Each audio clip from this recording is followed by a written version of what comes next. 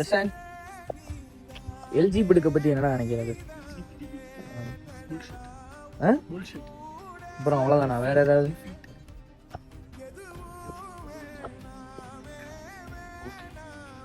ஆனந்த், எல்ஜிபிடிக்க பத்தி நீ என்ன நினைக்கிற? சீரியஸா என்ன நினைக்கிறேன்னா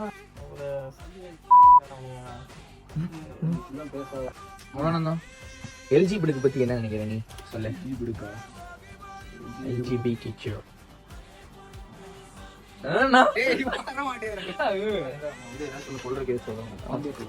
டேய் நீ மூடி சொல்றா டக்குனு.